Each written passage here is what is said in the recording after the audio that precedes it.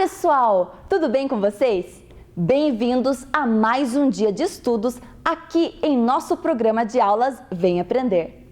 Como vocês já estão ligados, agora pela manhã você acompanha as aulas para o quarto e quinto ano do ensino fundamental. Mas e aí? Você está se cuidando? Dormindo e se alimentando bem?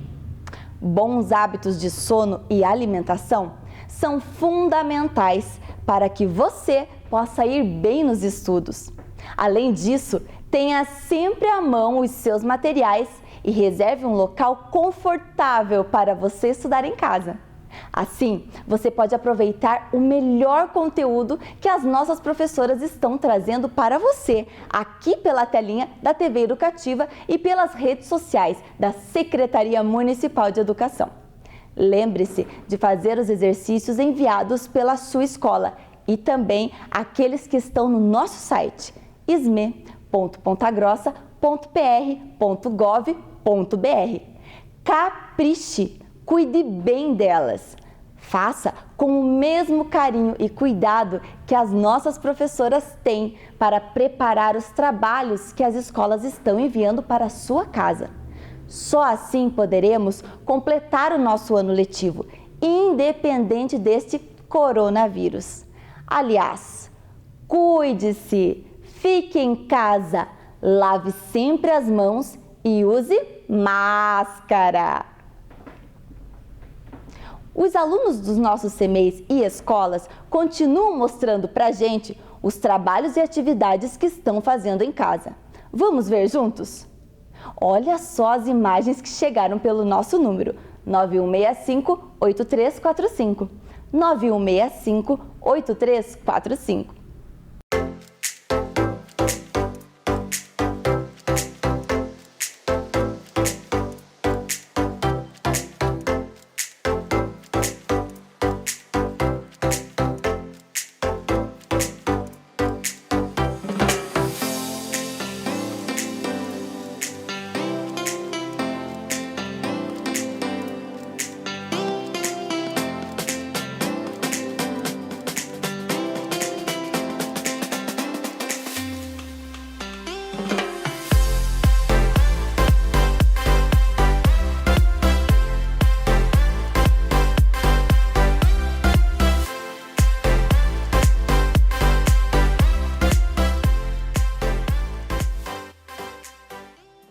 Muito bem, pessoal! Continuem firmes, lendo muito e estudando com a gente. Muito bom! Continuem com a gente todos os dias. A sua sala de aula é aqui na tela da TV Educativa de Ponta Grossa. Estão preparados? Então, vamos começar! Fique agora com as aulas do quarto e do quinto ano do ensino fundamental.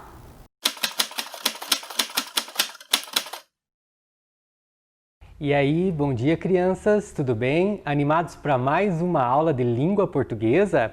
Eu sou o professor Júnior, tá?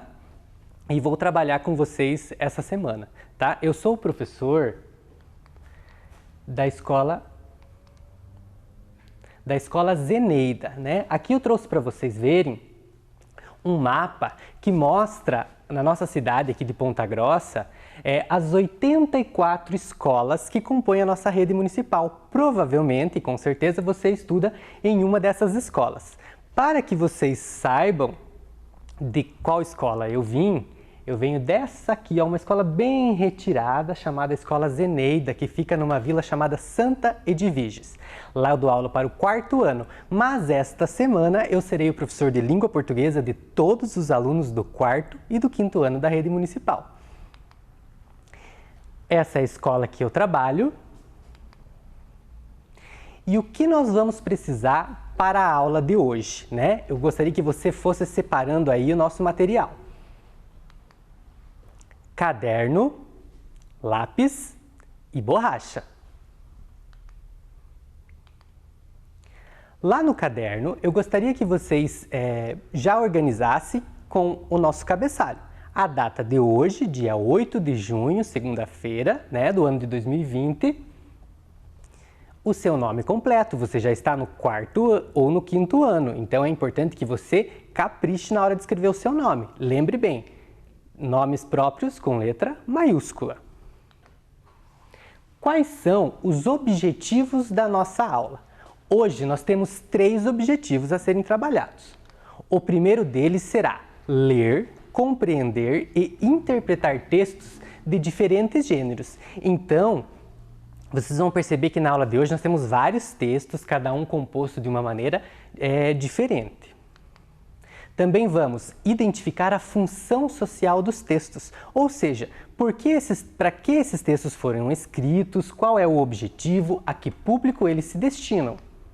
E também relacionar os textos que nós vamos trabalhar com ilustrações e outros recursos gráficos, ou seja, tabelas, infográficos e quadros.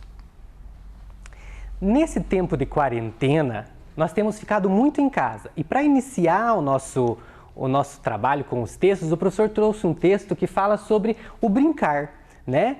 Em casa, nós temos brincado bastante, né? Nós não podemos sair, esse isolamento social faz com que a gente crie muita coisa para fazer em casa. Uma delas é brincar. Vocês sabiam que brincar não tem único e exclusivamente o objetivo de diversão? Para isso, o professor trouxe um texto, olha só que texto legal e colorido, que fala sobre os 10 benefícios das brincadeiras para o desenvolvimento infantil. Reparem que esse texto, ele não é organizado conforme como a gente viu nas últimas aulas de língua portuguesa, nas 2 últimas semanas, como a professora Simone, por exemplo, que trabalhou a autobiografia que vocês fizeram, ou a professora Lucimara, que trabalhou com os contos que eram organizados em parágrafos e tudo. Esse texto ele é organizado de uma maneira diferente. Veja que ele tem bastante imagem e ele é organizado, olha, por elencos, né? Foram elencados os 10 benefícios das brincadeiras. Vamos ler junto comigo então? Brincar é coisa séria. 10 benefícios das brincadeiras para o desenvolvimento infantil. Primeiro deles, acabam com o tédio e a tristeza. Geralmente a gente vai brincar porque quer sair do tédio, né? Segundo, incentivam a socialização e fortalecem o vínculo entre pais e filhos. A quarentena veio aí para mostrar que realmente isso é verdade, né? Nós estamos em casa, agora nesse momento, sem ter o contato com os colegas da escola e tal, então o vínculo entre os pais e os filhos, ele aparece nesse momento aí com as brincadeiras. Terceiro benefício, estimulam o desenvolvimento físico, emocional, cognitivo, né? A criança que brinca é uma criança que tem energia, então o desenvolvimento dela vai ser com certeza muito melhor. Quarto benefício, desenvolvem o otimismo, a cooperação, o autocontrole e a negociação. Quando nós vamos brincar, nós precisamos combinar com o nosso colega quais serão as regras, como é que vai funcionar, quem é que vai começar, quem é que vai depois. Então, é um benefício também. Quinto benefício, ensinam a criança a administrar suas decepções e a enfrentar as adversidades. Com certeza, né? Não é sempre que a gente ganha. E nas brincadeiras a gente aprende a trabalhar com o autocontrole, que nem sempre a gente vai ganhar, que às vezes a gente vai perder, e a vida é assim, né? Sexto benefício, ensinam a ter respeito. A criança aprende a respeitar, ouvir e entender os outros e suas diferenças. Nem sempre, né, a brincadeira vai ser de agrado de todos, então é preciso negociar, é preciso conversar e decidir. Sétimo benefício, promovem a criatividade e imaginação. Já pensou, você está num lugar fechado, começa a chover, os brinquedos estão todos em outro lugar e agora? Vamos brincar do quê? Às vezes, com o material que nós menos imaginamos, nós desenvolvemos uma brincadeira super joia. Oitavo benefício, estabelecem regras e limites. Nós precisamos entender que na nossa vida, muitas coisas precisam de organização e regras. As brincadeiras estão aí para nos ensinar isso. Nono benefício, desenvolvem a atenção e o raciocínio estratégico. Muitas brincadeiras exigem que a gente fique atento para não cair e não perder, né? E o décimo objetivo, ajudam a manter em ordem a saúde emocional dos pequenos. Então, quando a gente brinca, a gente está tendo uma infância saudável. A criança que brinca é uma criança feliz. Diante de tudo isso de bom que a brincadeira nos traz, para a aula de hoje, que nós vamos trabalhar com textos, o professor trouxe uma brincadeira. Vamos conhecer? Esta brincadeira se chama roleta textual. Reparem comigo, o professor confeccionou uma roleta. Vocês já devem ter visto em vários programas de televisão como que essas roletas funcionam. A gente gira e onde ela para, nós temos uma atividade, né? Reparem comigo que nós temos aqui a imagem de um remédio, né? Nós temos a imagem de uma família extremamente feliz. Nós temos também aqui a imagem de um golfinho. O Zé Gotinha, vocês conhecem o Zé Gotinha? Ele é o garoto propaganda das campanhas de vacinação. E é justamente uma vacina contra o coronavírus que nós estamos buscando aí para poder voltar às nossas atividades, né? A imagem de um refrigerante. Então nós temos várias imagens aqui. Estas imagens, à medida que o professor girar, elas vão parar num texto. E aí a gente vai trabalhar com o texto. Combinado? Vamos lá? Podemos girar então a primeira vez? Entenderam como vai funcionar, né? Vamos lá, vamos ver qual será o nosso primeiro texto.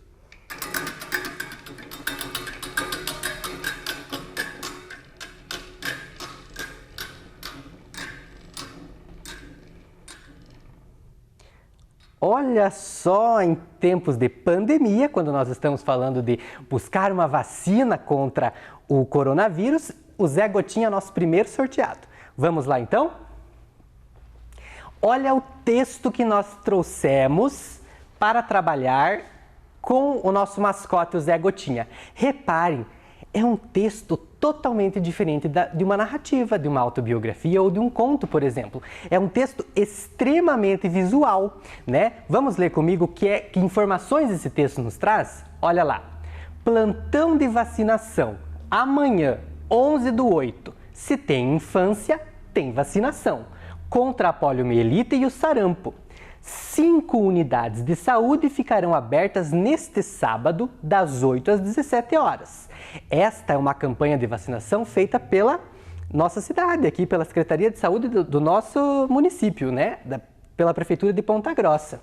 Então reparem que como os textos podem se apresentar de diversas maneiras. Nós temos inúmeros aqui que chamam a atenção, inúmeros motivos que nos chamam a atenção para esse texto. É um texto totalmente diferente, mas que traz muita informação. Para ver se a gente entendeu bem, o professor trouxe uma atividade. Um verdadeiro e falso. Vocês gostam de trabalhar com verdadeiro ou falso?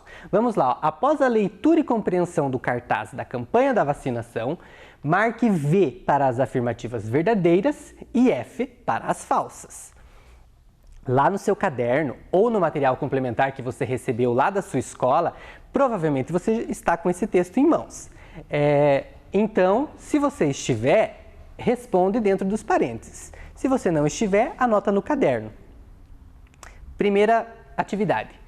Todas as unidades de saúde estarão abertas durante o plantão de vacinação. Vamos buscar essa informação aqui no cartaz. Um tempo para vocês responderem. Segunda, a vacina referente a esta campanha protege contra o sarampo e a poliomielite. Será que esta informação está no texto? Busquem lá para responder. Se for verdadeiro, letra V. Se for falso, letra F. Terceiro, o vírus do sarampo e da poliomielite também causa coronavírus. Será que esta informação está no nosso cartaz? Respondam lá. Quarto, o plantão de vacinação acontecerá no sábado, 11/8, das 8 às 17 horas. Será que é isso que o cartaz nos informa? Lembrem sempre, V se for verdadeiro, F se for falso.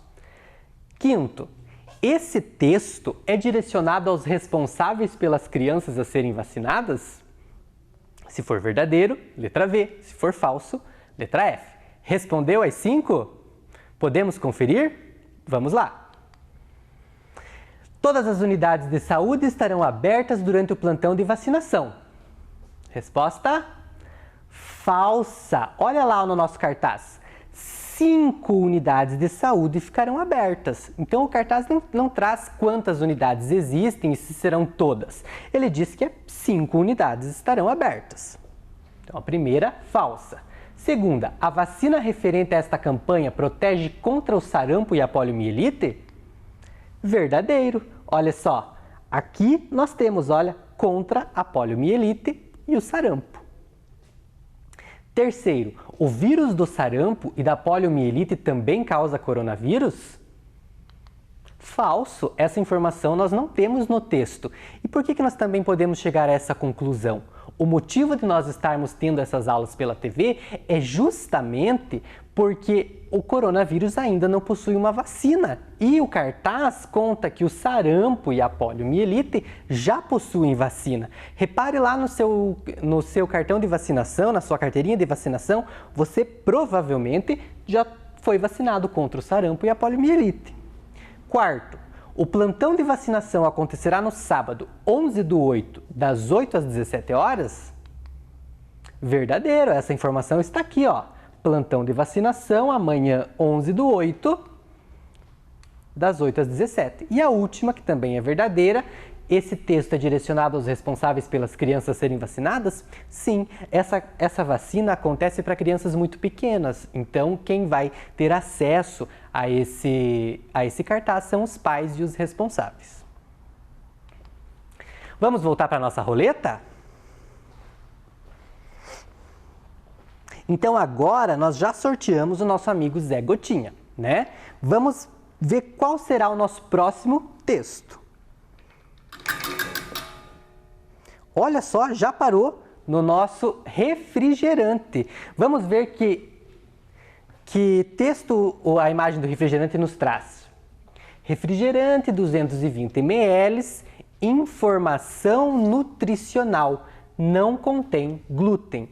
Então eu já consigo deduzir que esse texto ele vem na embalagem do produto, né? É um texto também diferente de uma narrativa, de uma autobiografia ou de um conto, por exemplo, né? Ele traz aqui que uma porção de 200 ml, ou seja, de um copo, contém o valor energético equivalente a 58 calorias, 14 gramas de açúcares, né? Gorduras totais 0 gramas, gorduras saturadas também 0 gramas e sódio 22 miligramas. Né? Essa porcentagem de valores que vem aqui embaixo da quantidade, ela é referente, né, a uma dieta de 2.000 calorias. Né? Um valor diário de açúcar ainda não foi estabelecido, por isso que ele não apresenta.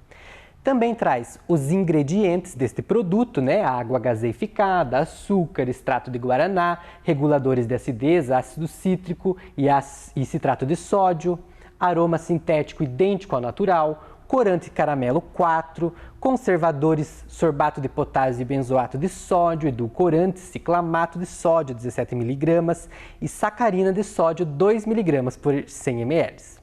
Não contém glúten, tem 37% menos açúcares, contém aromatizante idêntico ao natural. Não contém quantidade significativa de proteínas, gorduras totais, gorduras saturadas, gorduras trans e fibra alimentar. Então você veja, é um texto que traz informações a respeito de um produto que será consumido, né? Vamos ver se a gente consegue interpretar esse texto? Primeira questão.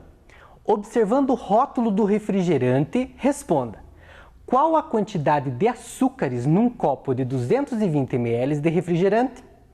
Então, veja, é um texto que foi organizado, mas que eu consigo identificar essas informações. Será que é 22 gramas? Ele está me perguntando a quantidade de açúcares. 22, opa, eu tenho o número 22 aqui, mas ele é referente ao sódio. Então, provavelmente a letra A não é, né? 22 miligramas, olha, novamente o 22 miligramas, mas também é sódio. Opa, não é. 14 gramas, ele quer saber a quantidade de açúcares. Então, açúcares, 14 gramas. Opa, provavelmente é aqui. Por que não é a letra D? Porque lá diz 14 miligramas. Olha, a unidade de medida é diferente. Os açúcares, eles estão medidos em gramas. Então, a resposta certa é a letra C. Onde que essa informação está presente no texto? Aqui. Muito bem. Se você respondeu a letra C, está certinho. Vamos para o número 2. Localize no texto e registre em seu caderno. Então, lá no seu caderno ou na atividade complementar que você recebeu da sua escola, registre 3 ingredientes presentes nesse produto. Busque lá no texto onde essa informação pode ser encontrada. Vamos olhar lá, um tempo para vocês responderem. Tem vários ingredientes, né? E essas informações, elas estão localizadas onde? Aqui, ó, nesta região. Então, os ingredientes, né? A atividade pede para a gente citar pelo menos 3, mas estão elas aqui, ó, água gaseificada, açúcar, extrato de guaraná. Sejam eles quais você respondeu, se estão dentro desta parte do texto, está correto. E para qual público esse texto é direcionado? Que público esse rótulo, essas informações nutricionais desejam atingir? Né? Para quem eles foram escritos? Será que é para os produtores de refrigerante, para quem produz o refrigerante? Será que é para os consumidores, quem compra o refrigerante? Será que é para os revendedores ou para os distribuidores? Né? Quando eu compro um produto, se eu estou aqui com uma lata de refrigerante, os produtores, não, né? Os consumidores, provavelmente. Os revendedores, também não. Os distribuidores, também não. Resposta certa, letra B. Parabéns se você respondeu a letra B. E assim nós terminamos mais um texto. Repare, nós já trabalhamos com 2 textos. Esses 2 textos se apresentam de maneiras diferentes. Se nós formos lembrar lá do texto da brincadeira no começo da aula, são 3 maneiras diferentes que os textos se apresentam. Então, quando nós falamos em texto, não necessariamente nós estamos falando de escrita, parágrafos, organização por ideias e sentidos, né? Nós temos diversas maneiras. Agora, nós vamos para o nosso próximo texto. Vamos lá? Voltando para a roleta.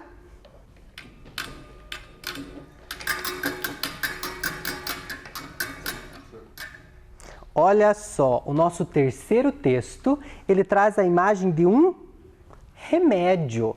Vamos ver que texto essa figura nos traz.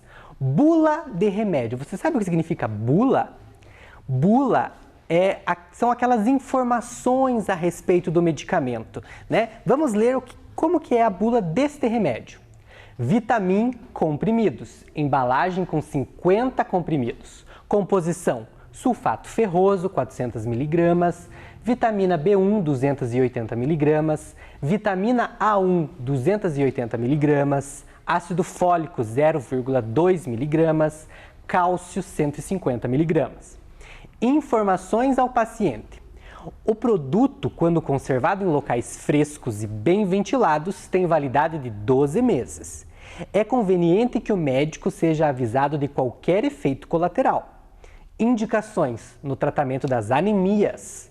Contraindicações: não deve ser tomado durante a gravidez.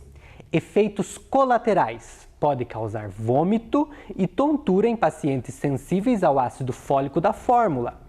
Posologia: para adultos, um comprimido 2 vezes ao dia. Para crianças, um comprimido 1 vez ao dia. Laboratório Infarma S.A., responsável Dr. R. Dias Fonseca. Esse texto foi retirado desta fonte, né, da Maria Fernandes Coco. Então, vamos reparar, é uma nova forma de apresentação textual. Outra maneira de se fazer um texto. Mais uma vez, um texto que traz informações, né? Vamos ver se a gente compreendeu bem essas informações do texto? Primeira atividade, anote lá no seu caderno. Qual a função de uma bula de remédio, né? Para que esse texto serve? Ele serve para dar informações sobre o medicamento, ele serve para emocionar o paciente, serve para curar o paciente ou para contar a história do medicamento? Um minutinho para vocês pensarem. Um texto que emociona o paciente? Não, né? Letra B está errada. Será que ele cura o paciente? Só o texto em si? Provavelmente não. Ele conta a história, esse medicamento surgiu no ano tal? Não, não é uma história. Então, restou para a gente a informação da letra A, dar informações sobre o medicamento. Uma bula serve justamente para isso, para dar informações sobre o medicamento.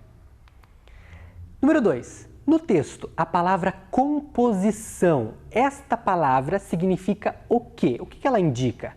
Letra A, as situações contraindicadas do remédio. Letra B, as vitaminas que fazem falta ao homem. Letra C, os elementos que formam o remédio.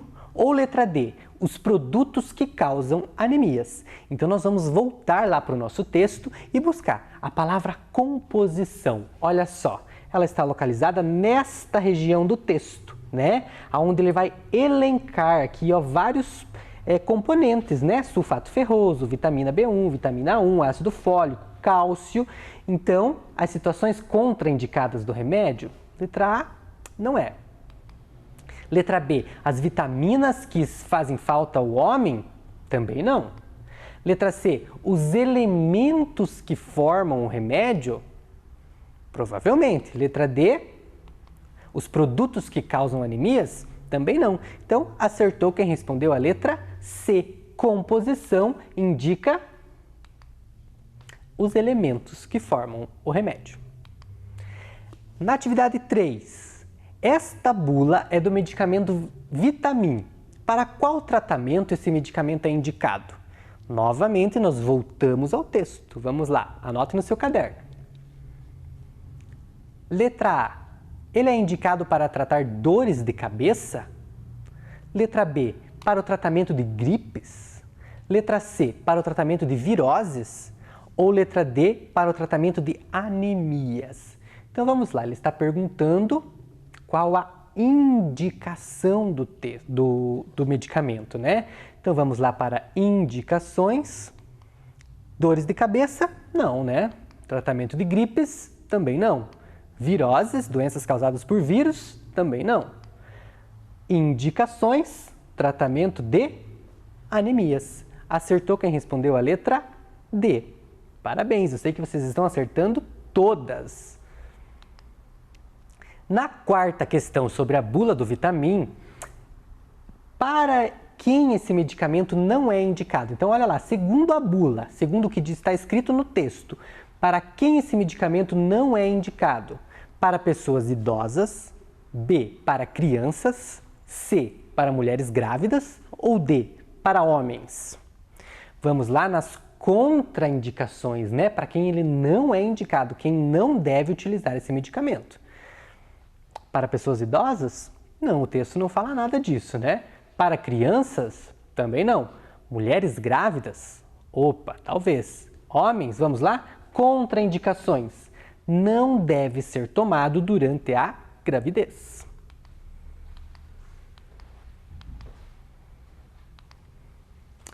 E voltamos novamente para a nossa roleta. Ainda existem 2 textos que não foram sorteados. Vamos lá?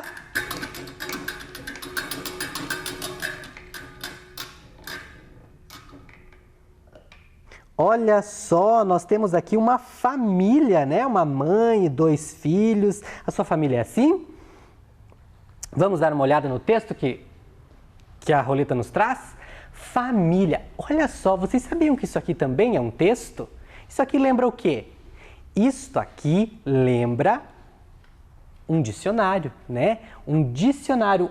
O nome desse texto aqui é verbete, é uma outra forma de apresentação de textos, né? Segundo o nosso texto, família é um substantivo feminino, né? É um núcleo social de pessoas unidas por laços afetivos que geralmente compartilham o mesmo espaço e mantêm entre si uma relação solidária. Então, olha só, um texto pequeno. Vejam só o tamanho. Isso aqui é um texto, é uma forma de apresentação textual. Esse texto, esse verbete de dicionário, qual é a função dele, né? Será que a função dele é A, entreter o leitor, B, informar o leitor sobre um acontecimento? Será que a função desse texto é emocionar o leitor? Ou letra D, informar o leitor sobre um conceito? Geralmente, quando nós vamos buscar o recurso do dicionário, nós não estamos buscando entretenimento. Então, a letra A não é.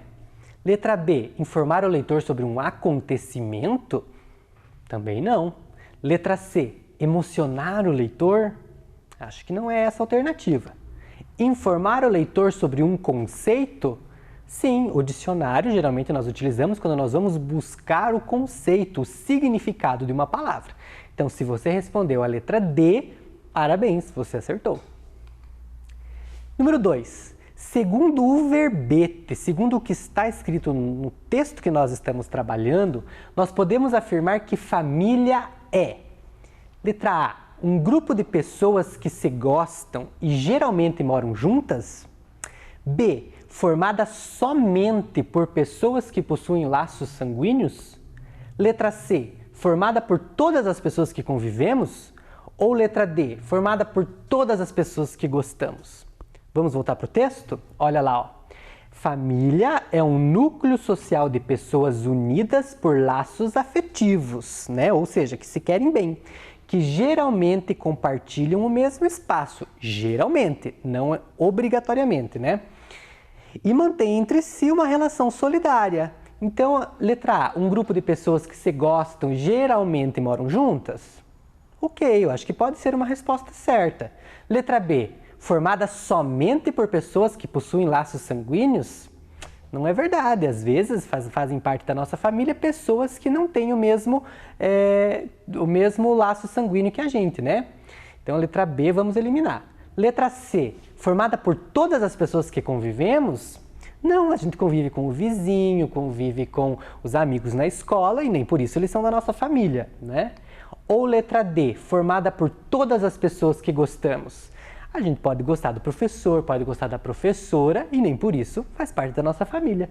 Então, este texto, ele fala que família é um grupo de pessoas que se gostam e geralmente moram juntas, né? E agora que nós já trabalhamos com 4 textos, não preciso nem girar a roleta. O único que sobrou é o nosso amigo golfinho. Vamos lá então? Golfinho salva vidas. Parece estranho, mas é real. Na Itália, um garoto de 14 anos foi salvo por um golfinho quando caiu de um barco no sul do país. Com a ajuda de seu focinho, Filippo, como o dócil animal foi batizado, levou o menino que não sabia nadar até a embarcação de onde caiu. Então, o pai do garoto pôde retirá-lo da água são e salvo. Realmente, o mundo animal é surpreendente. Já pensou você ser salvo por um golfinho, né? Vejam só, um outro tipo de texto, uma outra forma de apresentação textual. Vamos ver o que esse texto nos questiona? O texto Golfinho Salva Vidas tem a finalidade do quê? De dar uma notícia? De fazer uma propaganda? De transmitir um ensinamento ou de divertir o leitor? Anote lá no seu caderno. Ele contou a história, né, de um menino que caiu, ou seja, foi um acontecimento. Então ele deu uma notícia? Sim, né? Fez uma propaganda? Não, letra B podemos eliminar. Letra C, transmitiu um ensinamento? Também não. Geralmente o ensinamento ele vem naqueles textos que possuem uma moral, ou seja, as fábulas, né? Letra D, divertir o leitor? Não, a gente fica até preocupado com relação ao menino, né, sendo salvo pelo golfinho. Então a resposta certa é a letra A. Número 2. Este texto, O Golfinho Salva Vidas, foi publicado onde? No livro Filippo e o Golfinho, na revista Fundo do Mar, no Jornal dos Golfinhos ou na revista Zá? Vejam lá, 4 alternativas, A, B, C e D. Quando nós temos um tipo de texto como esse, uma notícia que nós já vimos, nós temos que buscar a fonte, né? Onde ele foi publicado. A fonte geralmente vem aqui embaixo, olhem só. Revista Zá, ano 5, número 42, São Paulo, Pinos, ano 2000. Então a resposta que mais se enquadra não é a letra A, não é a letra B, não é a letra C. Resposta correta, a letra D. Parabéns se você marcou essa alternativa. Número 3. E quem é o Filippo que é citado no texto? Olha lá, o pai do menino que se afogou é a alternativa A. Letra B, o golfinho que salvou o menino que se afogou? ou o barco onde o menino e o seu pai estavam? A, B, C ou D? Quem era o Filipo, afinal? Vamos buscar no texto essa informação? Olha lá, ó. Filipo, como o dócil animal, foi batizado. Opa, então Filipo era o nome do animal, do golfinho. Então, letra A, o pai do menino? Não. O golfinho que salvou o menino? Certo. Letra C, o menino que se afogou? Também não. Ou letra D, o barco onde o menino e seu pai estavam?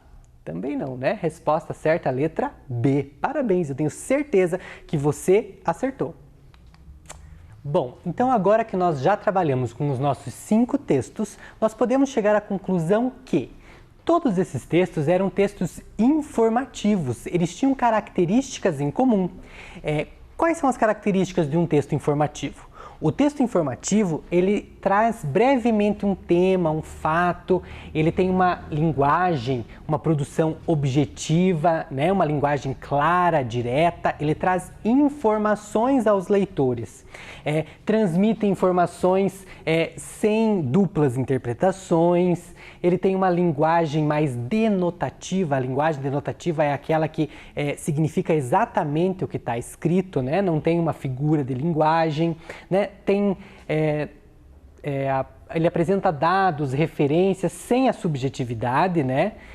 Não transmite sentimentos, sensações. Então, resumindo, de uma maneira geral, o autor dos textos informativos ele tem a única e exclusiva preocupação de informar o leitor acerca de algo. Informar os componentes de um remédio, informar sobre uma campanha de vacinação, informar o significado de um termo, por exemplo, família, que foi o que nós vimos. Então, essas são as características do texto informativo.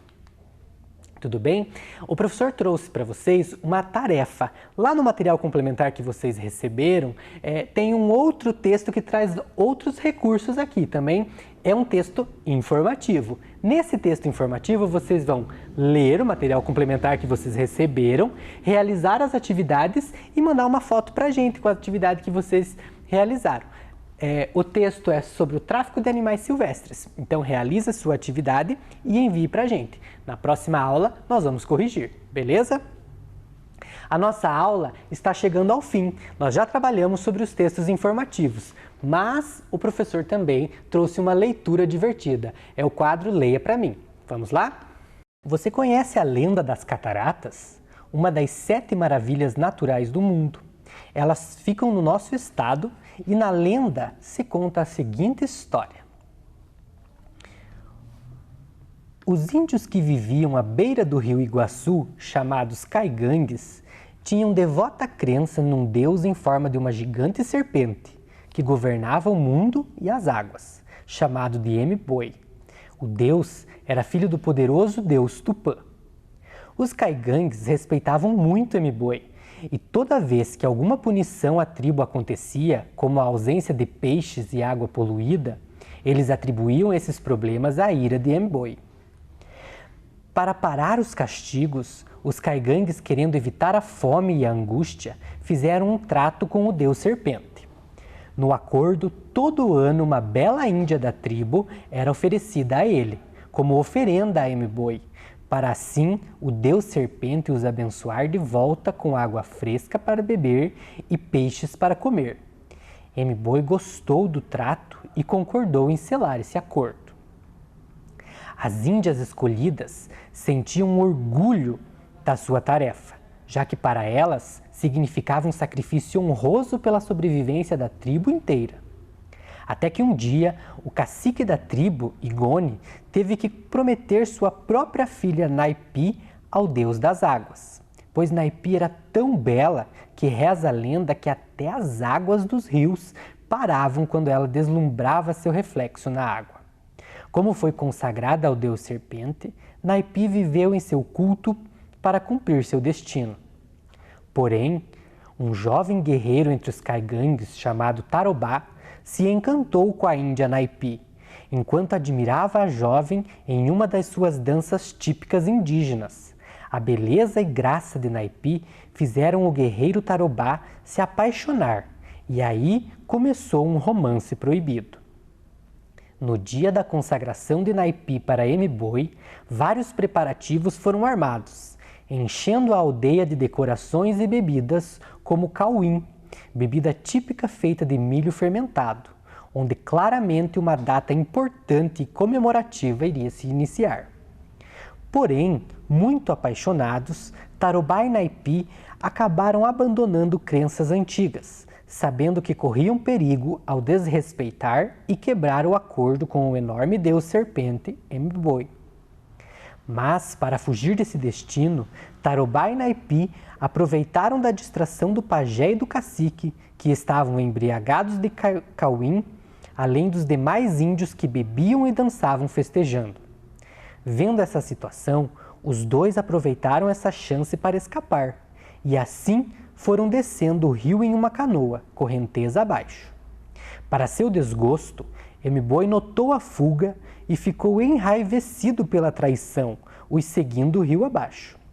A serpente nadou e notou onde os dois queriam ir, que era para o rio Paraná, onde era território proibido para o deus das águas.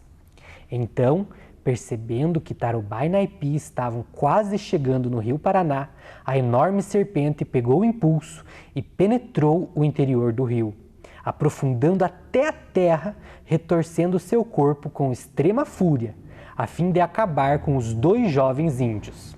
Seu ato violento gerou uma profunda fenda onde as águas caíram e criaram as grandes cataratas. Presos nas águas, a canoa dos dois apaixonados caíram de uma elevada altura, desaparecendo para sempre, onde até hoje nunca mais foram vistos. Mas, de acordo com a lenda das cataratas, o grande deus Tupã os teria castigado por todo o teu atrevimento e brigas e os transformou em outros seres. Naipi virou uma rocha, sendo uma das maiores presentes ao redor das cataratas, presa em sua forma para sempre, ricocheteada pelas águas nervosas do rio. Já Tarobá foi transformada em uma palmeira, ficando bem à beira de um enorme abismo, para ficar encurvado sobre a garganta do rio, onde M-Boi foi aprisionado na entrada de uma gruta, nas profundezas da garganta do diabo, onde o monstro pudesse ficar vigiando pela eternidade as suas duas vítimas. E foi assim que surgiu essa maravilha do mundo natural, uma riqueza do nosso estado e da nossa cultura. E essa foi a nossa primeira aula de língua portuguesa da semana. Eu espero que vocês tenham gostado. Na quarta-feira nós estaremos aqui novamente para mais uma aula. Lembre-se da sua tarefa. Beijos do professor Júnior e até mais!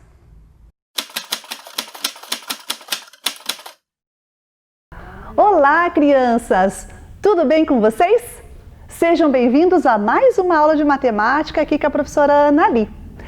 Antes da gente começar a aula propriamente dita, vamos corrigir a tarefa que a professora deixou a semana passada para vocês? Lembra qual que era? Então vai aparecer aí para vocês na telinha. Então a tarefa era para que vocês desenhassem na malha pontilhada, ou também na quadriculada, não teria problema nenhum. Usando uma régua, a gente ia construir dois quadriláteros diferentes. Só que tinha umas condições, Lembra ali, ó? Olha quais são as condições. Eles tinham que ter dois pares de lados paralelos, dois pares de lados de mesma medida e os ângulos opostos de mesma medida, não é?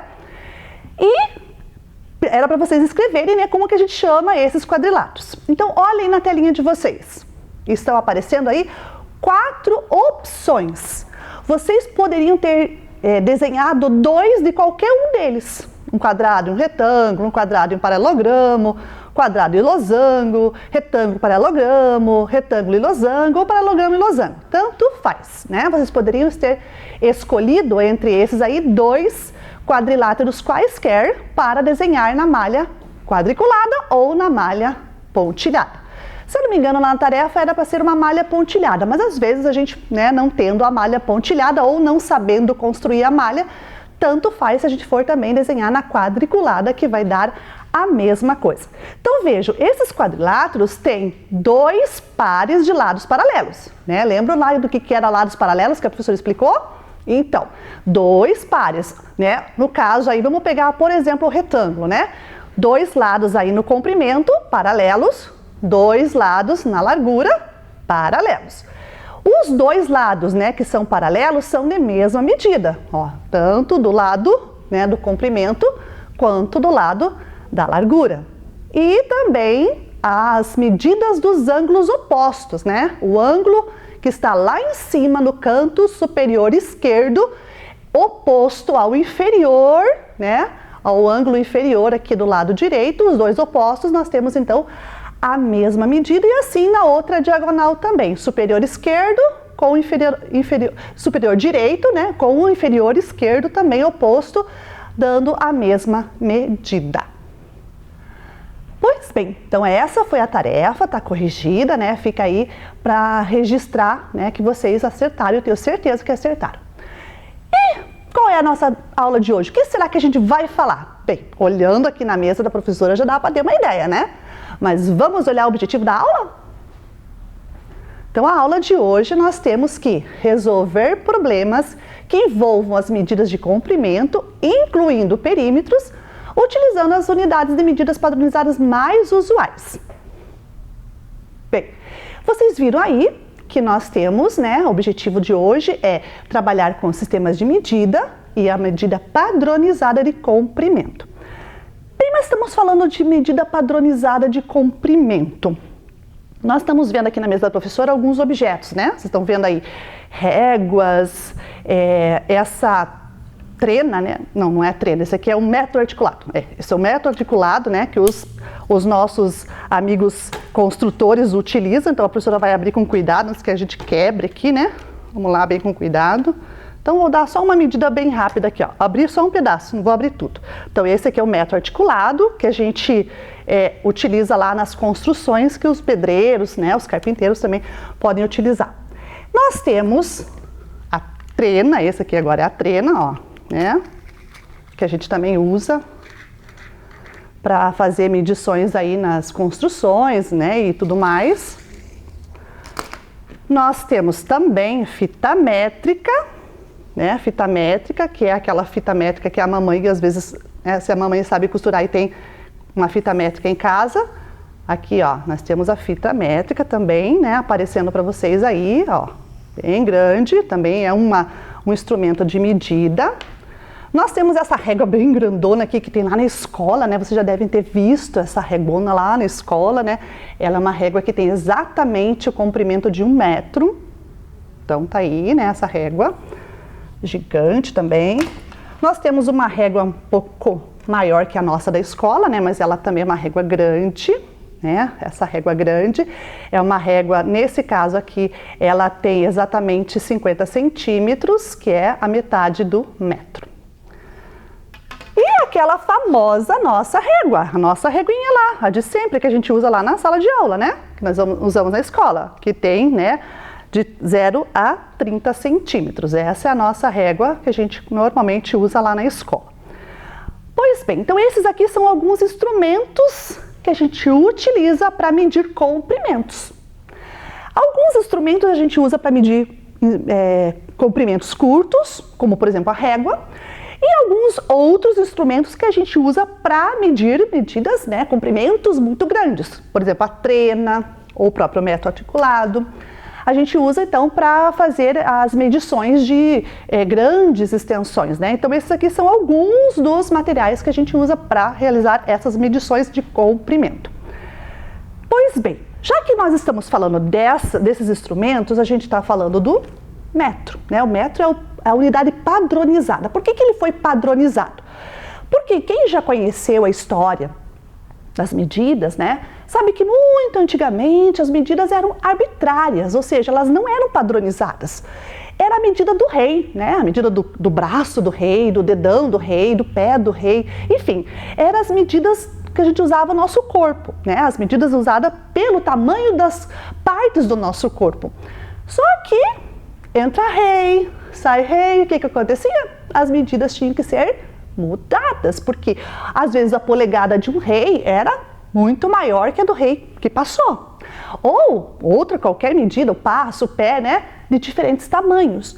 E isso dava muito trabalho, era uma dificuldade enorme, porque entrava um, saía outro, E aí existia muitas brigas, né, e muitas controvérsias em relação às medidas de comprimento que eles precisavam. Até que muito tempo depois, se convencionou. O que significa isso, professora? Convencionou.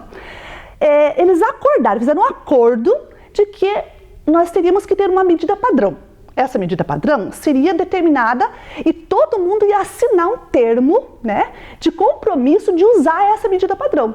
Então foi lá no século 17, 16, que a gente ouviu, né, as primeiras, que tem a história, né, registra as primeiras ideias do metro. Então se convencionou que esse tamanho aqui, né, que a professora está mostrando aqui nessa régua grande, ele se convencionou então como o tamanho de 1 metro. Bem, mas continuando na nossa aula de metro, a gente já vem, né, vendo as aulas de metro e de comprimento e de medidas arbitrárias, medidas padronizadas, desde o primeiro ano. Você já deve ter visto lá nos outros anos que você estudou essas palavrinhas, comprimento, metro, né, e tudo mais. Vamos dar uma relembrada do que a gente aprendeu lá atrás? Vamos ver aí? Aparecendo na telinha para vocês. Então, olha aí, nós temos aí a medida, a professora utilizou aí, vai utilizar, né, o slide para mostrar para vocês aí na telinha, mas essa medida que está aparecendo na telinha para vocês é uma medida ampliada, tá? Não é exatamente a medida certinha do centímetro ou do milímetro. Por quê? Porque para a professora mostrar para vocês essa medida, eu tive que fazer uma ampliação, né, de um pedacinho dessa régua aí que vocês estão vendo. Então, por isso que está ampliado. É para dar ideia de como é que a gente vai entender o milímetro e o centímetro. Beleza? Então, vamos lá. Aí vocês estão vendo 1 milímetro. E para a gente completar o centímetro, a gente vai precisar de muitos milímetros. Quanto é esses muitos milímetros, professora? Vamos ver? Olha lá, tá aparecendo, ó. 5, 6, 7, 8, 9, 10. 10 milímetros que virou 1 centímetro. Então vejam aí, quando eu juntei os 10 milímetros, eu formei uma barrinha ali daquele tamanho e ela foi para o lado para justamente destacar para vocês esse centímetro. Então a distância do número 1 até o número 2, na régua que a gente usa, né, ou até mesmo no metro, na trena, ou em qualquer outro objeto de medida de comprimento, né, que a gente usa, instrumento, vai aparecer lá os números de 1, 2, 3 e assim por diante. A distância de 1 a 2, de 2 a 3, de 3 a 4 e assim sucessivamente, inclusive do 0 até o 1 também, é uma medida chamada de centímetro. Por quê? Porque a gente tem 100 pedacinhos desse na distância de 1 metro. Vamos dar uma olhadinha aqui na mesa da professora, com a professora aqui, para me mostrar para vocês, ó. Eu vou deixar aqui na mesa mesmo, não vou levantar, senão vocês não vão conseguir olhar direitinho. Então vejam aqui, ó, essa régua grande aqui que a professora tem na mesa, né? Ela tem exatamente 1 metro. E esses risquinhos que estão aparecendo aí na régua de vocês, ó, todos esses risquinhos, eles são o centímetro. Então, quando eu saio de um risquinho, né, de um risquinho aqui, ó, por exemplo, do 80, eu passo para o 81, essa distância aqui é a distância de 1 centímetro. Tá? Então, aquilo que a professora mostrou na TV aí para vocês, que apareceu na telinha, é exatamente a distância desse 1 centímetro entre um risquinho e outro. Então, em todos os lugares que a gente utiliza os instrumentos de medida, vai ter esses risquinhos, representando 100 partes do metro. Então, esses risquinhos do 0 até chegar no 100, nós temos 100 pedacinhos, por isso que se chama centímetro. Lembrou lá da aula de matemática sobre as medidas que vocês tiveram na escola com as professoras? Então, aqui a gente só está dando uma retomada, né? Muito bem, então a gente viu o milímetro e a gente viu o centímetro. E o metro, professora? Vamos olhar aí na telinha. Então veja aí, tem o desenho, a professora teve que separar, né, em pedaços o metro, porque não tinha como a professora colocar o metro comprido aí, para a gente poder ter uma ideia. Então a professora ampliou também as medidas, elas estão ampliadas aí na tela de vocês, só que para que eu mostre para vocês essa situação do metro, eu dividi ele em 5 pedaços ali de 20 centímetros ampliado. Lembrando para vocês que a professora ampliou essa imagem, tá bom? Então vamos ver lá? Olha, tá andando. Até chegar lá no 100 vai dar 100 centímetros. Então, do 0 até chegar aí nesses 100 centímetros, eu tenho exatamente 1 metro. Então, veja, a gente olhou para o centímetro e o milímetro, a gente olhou para o metro. Mas tem medidas maiores que o metro, professora? Temos medidas maiores que o metro. Vamos ver aí numa outra imagem? Então, nós temos aí uma imagem de um pedaço do mapa aqui da nossa cidade de Ponta Grossa. Vocês estão observando ali que está entre circulado, na verdade está um quadriculado, escrito ali, ó, Igreja Sagrado Coração de Jesus. A gente chama essa igreja, né, mais assim, popularmente falando, a Igreja dos Polacos, tá? Então, bem ali na esquina, naquela esquina da igreja, até ir lá no Shopping Paládio, naquela avenida que a gente conhece como a Avenida Vicente Machado, né? A gente andando na avenida até chegar na porta do shopping, a gente tem exatamente uma medida exata de 1 quilômetro, né? Então, olha ali, vai aparecer para vocês a medida. 1 quilômetro. Mais uma vez, isso lá, apareceu 1 quilômetro. Então, essa distância da esquina ali da Igreja Sagrado Coração de Jesus até a porta do Shopping Paládio, na Avenida Vicente Machado, em linha reta, nós temos exatamente 1 quilômetro, tá? Então, tá registrado ali, ó, da esquina até a porta do shopping, 1 quilômetro de distância. Pois bem, 1 quilômetro de distância é quantos metros? Bem, para a gente entender essa relação entre metros, quilômetros, centímetros e milímetros, a gente usa uma tabela que a gente chama de tabela de transformação de medidas. Vai aparecer aí para vocês na telinha também. Então, olha, essa aí é a tabela, tá? Nós temos a unidade, né, fundamental, que se chama metro, e para frente e para trás nós temos os múltiplos e os submúltiplos dessa unidade de medida chamada metro. E nós vimos aí na régua o centímetro e o milímetro, que são menores que o metro. E na distância do quilômetro lá do shopping, né, até a esquina até o shopping, nós temos então o quilômetro, né, que é uma distância maior. A gente não consegue medir distâncias muito grandes observando só metros, a gente tem que olhar também o quilômetro. Pois bem, então olhem aqui na mesa da professora que eu trouxe para vocês aqui essa tabela, né? Que ela é muito parecida com aquela máquina de números que nós fizemos. Lembram da máquina de números que nós fizemos? Então, ela é muito parecida, né? Nós temos aqui, ó, a unidade fundamental metro, que está aqui no meio, e a nossa, no caso aqui a esquerda da professora, né, que é a direita aí da tela de vocês, nós temos as unidades menores, que são decímetro, centímetro, milímetro. E aqui à minha direita, que está aí na esquerda da tela de vocês, vai aparecer o decâmetro, hectômetro e o quilômetro. Quando a gente vai montar e vai transformar unidades de medidas maiores em menores ou menores em maiores, a gente tem que usar essa tabela. Essa tabelinha aqui é muito importante, ela ajuda a gente, né? Então eu vou ensinar vocês a mexer com essa tabela agora, ok? Só para vocês terem uma ideia como que funciona. Então a professora vai colocar aqui, ó, uma pecinha vermelha, aqui um triângulo vermelho, como se fosse uma vírgula, tá? A gente vai indicar esse triângulo vermelho como se fosse uma vírgula. E quando a gente for trabalhar com números, que a gente quiser transformar para cima ou transformar para baixo, essa nossa representante aqui da vírgula, ela também vai caminhar. Ela vai caminhar para onde eu quiser. Se eu quiser, né, o decâmetro, se eu quiser hectômetro, se eu quiser quilômetro. Ou se eu quiser unidades menores também, que é o decímetro, centímetro ou até mesmo o milímetro. Então, daqui a pouquinho a gente vai fazer uma transformação, então vocês vão ver bem certinho como é que faz. A professora só quis dar uma adiantada aqui para vocês reconhecerem essa tabela, tá bom? Então daqui a pouquinho a gente vai olhar para essa tabelinha, vamos deixar ela ali no cantinho. Muito bem, mas como a gente está trabalhando com medidas de comprimento, a gente precisa saber usar. Onde que eu uso, professora, essas medidas de comprimento? Para que serve aprender as medidas de comprimento? Para a gente aprender a resolver problemas nas nossas vidas que precisem desse conhecimento. É para isso que a gente aprende. Então, né, levando em consideração esse aspecto, né, que a gente precisa aprender para também saber resolver problemas da vida diária, a professora trouxe aí um probleminha para a gente resolver. Vamos ver? Então, olha lá. Tá ali o problema, né?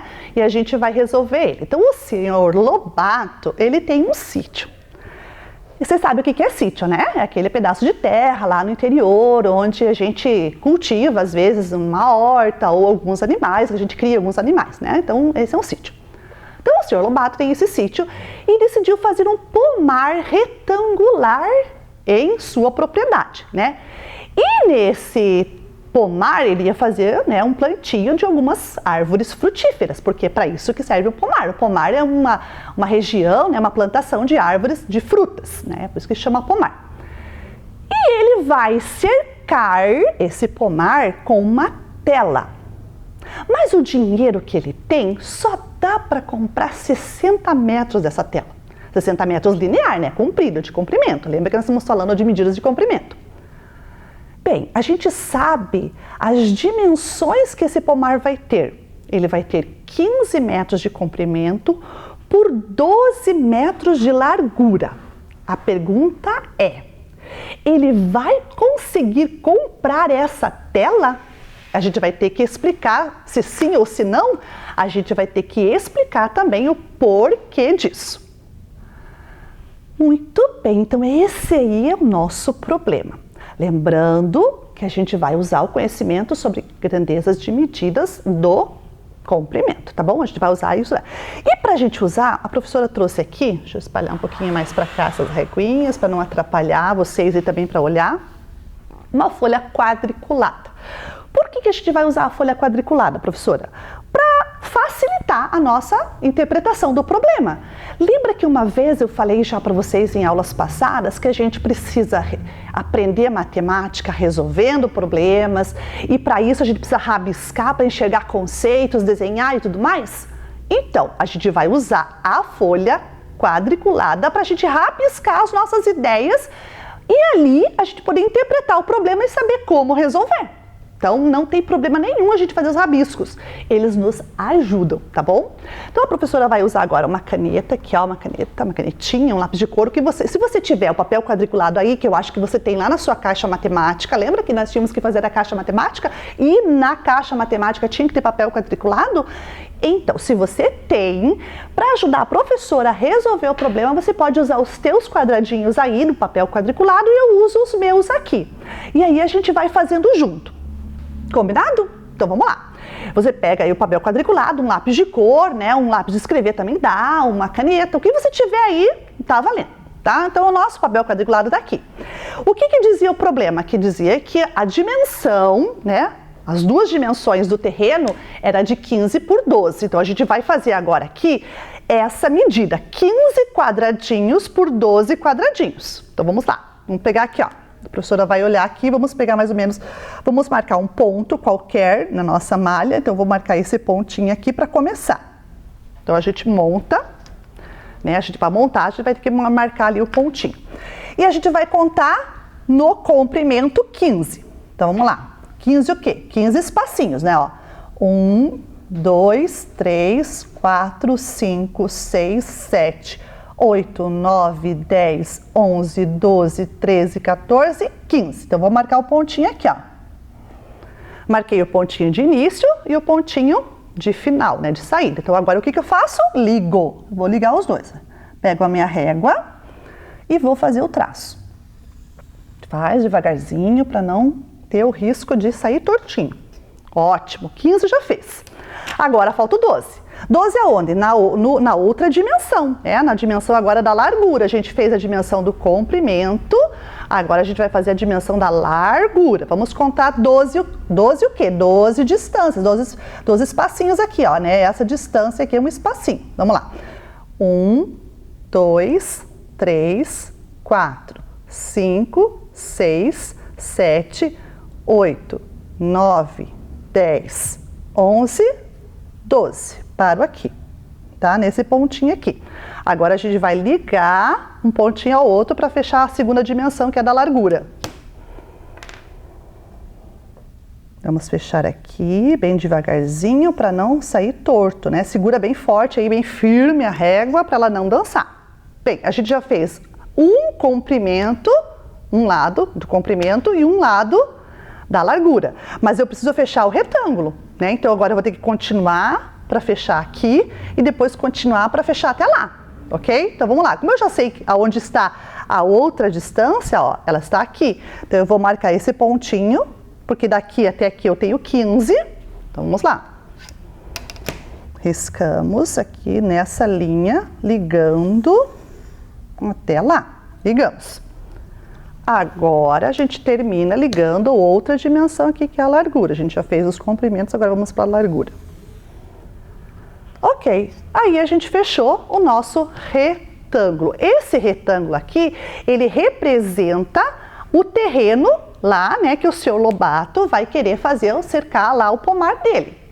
Então o que a professora fez? Eu fiz o contorno do espaço onde o seu Lobato quer fazer o plantio, não é isso? Muito bem. Só que agora a pergunta é se vai dar para comprar a tela, que ele só pode comprar 60 metros, o máximo, né, é 60 metros, porque o dinheiro só dá para 60 metros. E agora, o que eu tenho que fazer para resolver esse problema? Bem, a primeira coisa que eu fiz foi rabiscar o retângulo, para a gente poder visualizar o terreno que ele vai fazer o plantio. Mas e agora, professora? Desenhei. E agora a gente tem que saber quanto que mede esse contorno. Então eu vou pegar aqui, ó, uma linha, né, um barbante, pode ser o que você tiver na sua caixa matemática. Lembra que a professora também já pediu para a gente ter linhas e barbantes dentro da nossa caixa matemática, né? Mas se você não tem aí agora, nesse momento, não tem problema, visualiza aqui junto com a professora e depois você pode fazer em casa para comprovar que dá certo, tá bom? Então o que a professora vai fazer? Eu vou pegar a pontinha do meu, né, aqui é a pontinha do meu barbante e vou colocar numa pontinha, num vértice desse retângulo. Então olha aqui, ó. A pontinha do barbante ficou lá no vértice e vou esticar. Vou esticar até essa outra pontinha aqui, ó, até o outro vértice. Pronto, estiquei. Agora vou segurar aqui e vou esticar até a outra ponta lá, até o outro vértice. Pronto, agora seguro lá, de novo para não dançar, seguro, pego o barbante e agora trago para cá. Opa, escapou. Isso, segura bem firme para não escapar. Aí segura o outro vértice, segura lá. Opa, já escapou aqui, segura lá de novo para poder vir aqui agora para fechar. Então vamos fechar nosso contorno. Pronto, fechei aqui. Aqui deu uma escapadinha, deixa a professora arrumar de novo aqui para vocês poderem acompanhar. Segurando, isso. Muito bem, agora o que eu faço? Eu vou pegar essa pontinha que terminou aqui, ó, essa pontinha, e vou observar o tamanho dela. Então, o tamanho dela ficou esse tamanho aqui. E é esse tamanho que eu quero descobrir quanto que vale. Deixa eu só esticar para vocês poderem enxergar. A professora não trouxe a tesoura aqui agora, mas não tem problema. A professora segura lá, ó. Trouxe lá na pontinha do dedo da professora até essa outra pontinha aqui, ó. Deixa eu tirar a folha de baixo, e vocês enxergam melhor, tá? Opa. Pronto, ó. Esse tamanho aqui, ó. Daqui, né? Ó, esticadinho. Então, de lá, vai passando por todo esse comprimento aqui. Então, todo esse comprimento aqui é o contorno daquela figura que a professora fez aqui na malha quadriculada, tá bom? Bem, mas quanto vale, professora? Quanto vale esse contorno? Quanto mede esse tamanho que você fez? Bem, agora para a gente medir, a gente vai usar a régua. Mas eu não vou usar a régua agora, tá? Porque a professora não cortou, então não tem problema, só quis mostrar para vocês o contorno. E eu também não posso ficar medindo sempre com fio, né? Tudo que eu vou medir o contorno. O que eu faço então para saber a medida desse contorno? Eu posso usar um cálculo, vou fazer um cálculo. E esse cálculo é o quê? É somar as medidas dos lados. Eu vou somar as medidas de todos os lados para ter o total daquele contorno. Então vamos olhar aí na telinha que vai aparecer para vocês? Então aí nós temos a representação da malha, né, lá do nosso terreno que o senhor Lobato vai plantar lá o pomar dele. O que a gente faz? A gente quadricula. Primeira coisa é quadricular. Então, a gente quadriculou. No caso da gente, a gente já fez na malha quadriculada, mas se a gente não tivesse feito, a gente poderia quadricular. E agora? Bem, aquele pedacinho ali é 1 centímetro. Então, cada lado daquele quadradinho vale 1 centímetro. Bem, valendo 1 centímetro, vamos olhar quantos centímetros tem da pontinha de um vértice até o outro pontinha do vértice? Vamos lá? 4, 5, 6, 7, 8. Vamos lá, conta com a professora aí. Quando chegar no final, deu quanto? 15. Ali no caso são metros, né? Mas a professora, como a professora está trabalhando com a folha, ou no caso aí a telinha da televisão de vocês, a professora está representando como 1 metro, mas ele não é 1 metro real, né? Lembra que ele é uma representação, porque a figura foi diminuída, reduzida, né? Para a gente poder pôr na imagem para vocês verem. Muito bem? Agora, aí tem 15, beleza. Agora vamos olhar a outra parte, outro pedaço. Vamos lá na telinha.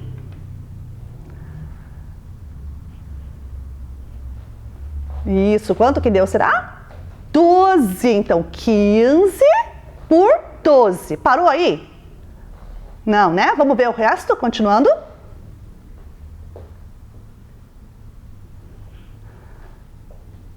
Isso, quanto será que deu? 15. Muito bem. Por que deu 15? Olha aquelas ideias que a gente aprendeu lá dos quadriláteros. Os dois lados paralelos de mesma medida. Então, se lá em cima eu tenho 15 metros, como é um retângulo, aqui embaixo eu vou ter também 15 metros. E agora, parou por aí? Não, né? Continua. Vamos lá. Isso, vamos terminar de pôr os nossos pedacinhos para ver que deu 12. Por que que deu 12?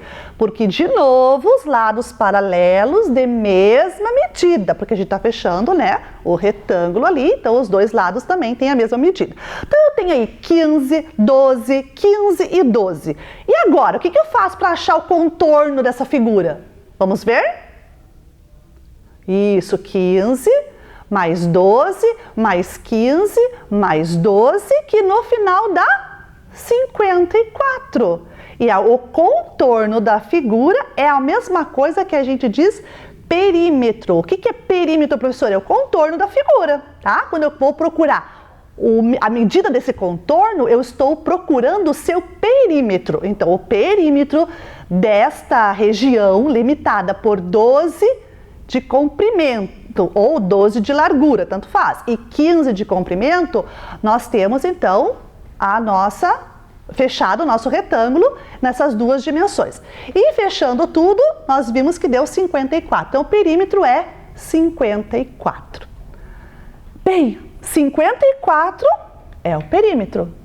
E agora, será que dá para o seu Lobato comprar a tela? Vamos continuar na resolução aí do problema. Na telinha de vocês vai aparecer. Mas a professora está mostrando aí para vocês agora uma resolução por uma conta, né? Aquela conta que a professora fez lá de mais, e mais, eu posso transformar em multiplicação. Por quê? Porque eu tenho dois lados de mesma medida, né? Tanto do lado do comprimento quanto da largura. Então, vejam lá. 2 vezes 15 mais 2 vezes 12... E juntando, então, essa 2 vezes 15, que dá 30, com 2 vezes o 12, que dá 24, na soma, eu acho 54. Então, eu resolvi esse problema também no registro matemático por uma expressão numérica. Então, olhe lá do ladinho que está aparecendo para vocês essa palavra ali, ó, expressão numérica. A expressão numérica é esse cálculo que a gente mistura aí as operações, né? Mais, menos, vezes, dividir, a gente mistura elas. E quando a gente mistura, a gente tem uma expressão numérica. E no caso da multiplicação e da adição, a gente tem que primeiro fazer a multiplicação. Porque eu não posso somar o 15 mais o 2. Por que que não? Porque o 15 é a medida, uma grandeza de medida de comprimento, né? 15 metros. E o 2? O 2 é a quantidade de medida. Então, eu não posso fazer ali, ó, 2 vezes, daí somar o 15 mais o 2, que dá 17. Não dá, porque eu não tenho 17 nada. né? Eu não posso somar a medida 15, que é comprimento, com o 2, que é uma quantidade solta. Então, são duas grandezas diferentes, então eu não posso fazer a soma primeiro. Primeiro eu vou ter que fazer a multiplicação. Por quê? Porque eu quero a mesma medida. Então, 15 é uma medida? É. Então, 2 vezes essa medida 15 vai me dar uma medida 30. E o outro também. Eu não posso somar, né, o 12 ali com o 15, nem com o 2 lá do outro lado. Por quê? Porque eu tenho uma medida 12. Eu tenho 2 vezes essa medida 12, que me dá uma medida 24, né? Uma medida 24. E somando o 30 com o 24, eu vou encontrar então o 54. E a resposta é que sim, ele vai conseguir comprar a tela, porque ele vai precisar somente de 54 metros e o dinheiro dele dá para comprar até 60. Então, 54 é menos que 60. Sendo menos que 60, então a gente consegue tranquilamente comprar essa tela e cercar, né, lá todo o plantio do seu Lobato. Ok? Bem, crianças, agora nós vamos dar uma paradinha na nossa aula de hoje, porque esse objetivo a gente vai precisar de 2 aulas para cumprir ele, porque envolve muitas situações e muitas ideias, né, que a gente vai ter que completar para poder compreender esse uso das medidas de comprimento nos problemas da nossa vida, ok? Então a gente vai se ver de novo neste mesmo conteúdo a aula que vem, ok? Tudo bem? Então a gente fica por aqui hoje. Um beijinho para vocês e até a próxima aula.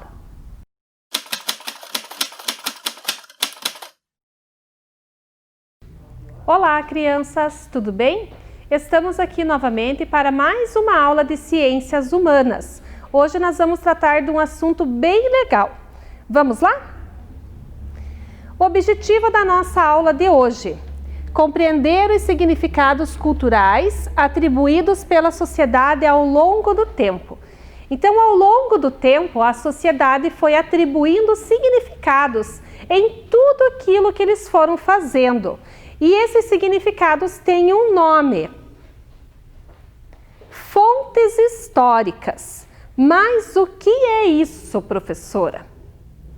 Fontes históricas são todos os vestígios deixados pela humanidade ao longo do tempo.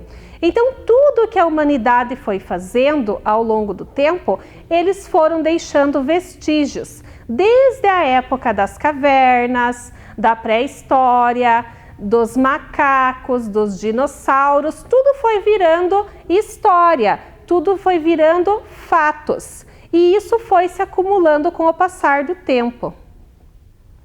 Por exemplo, os fósseis, que são os ossos encontrados em diversos locais antigos, que são desvendados por pesquisadores. As ferramentas, desde a época da pré-história, quando foi construída a primeira roda, também é um fato histórico.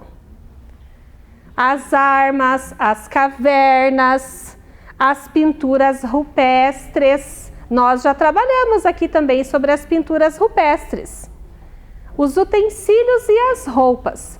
Tudo que foi acontecendo com o passar dos anos, com o passar dos séculos, foi se tornando fontes históricas e elas foram sendo armazenadas através dos tempos. As fontes históricas são divididas em categorias. Quais são elas? Fontes escritas, fontes visuais e fontes orais. As fontes escritas é tudo aquilo que é documentado, que é escrito. Vejam lá, são documentos, cartas, jornais, livros, revistas e tudo que é registrado de forma escrita. Vejam alguns exemplos nessas imagens que eu trouxe para vocês. Tem uma imagem do Jornal do Brasil, uma carta do Dom Pedro, aqui diversos documentos, livros antigos, pergaminhos. Tudo que foi registrado de forma escrita é uma fonte escrita. Fontes visuais ou iconográficas são pinturas, imagens, fotografias, quadros e obras de artes. Então, tudo que a gente encontra nos museus, nas casas de memória, são fontes visuais ou iconográficas, que a gente pode ver, pode observar. E as fontes orais são aquelas que incluem toda a informação ou tradição passada ao longo do tempo através da oralidade. Como assim oralidade? Através de conversas, diálogos, histórias, lendas, parlendas, tudo que a gente vai passando de geração em geração de forma oral são as fontes orais. Vejam as imagens ali. Várias pessoas de diferentes épocas contando histórias. E essas histórias são passadas e repassadas por diversas famílias, diversas tribos, diversos grupos de pessoas na sociedade, que elas vão se expandindo. Mais uma história que eu ouço hoje, amanhã ou depois eu posso ouvi-la também de maneira diferente, porque as pessoas vão passando e às vezes as informações ao longo do tempo vão se perdendo. As fontes históricas são divididas ainda em fontes históricas materiais. O que são as fontes históricas materiais? É tudo aquilo que eu posso fornecer informações, que eu posso analisar, que eu posso tocar. São objetos, esculturas, roupas, fotografias. Observem as imagens aqui. O que vocês conseguem tirar dessas imagens aqui através da observação? Vejam lá na primeira imagem.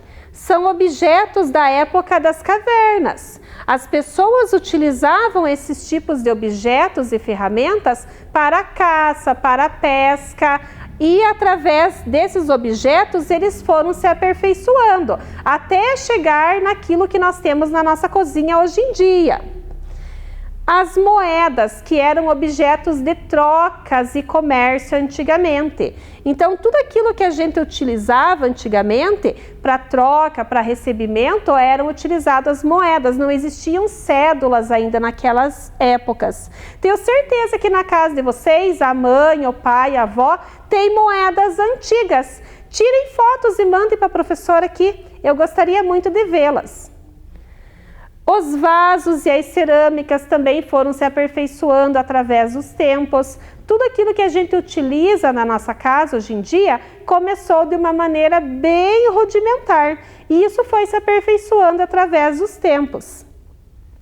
Olha o ferro de passar roupa, como é que era antigamente. Pensa no peso que era esse ferro. Então eram colocados brasas, carvão ali dentro e era deixado bem quente, aí que eram passadas as nossas roupas. Então veja a tecnologia, o quanto que modificou as coisas de antigamente para agora. Lá embaixo tem um cachimbo. Vocês já viram o cachimbo? Lembra da história do Saci Pererê? O Saci Pererê tem um cachimbo. Aqui também tem um binóculo. Eles utilizavam para observar imagens de longe. Então, assim, antigamente as lentes eram diferentes das lentes que nós utilizamos hoje em dia. Então, tudo naquelas épocas de antigamente, alguns séculos atrás, foram se modificando e foram se aperfeiçoando. Aqui nós temos um lampião.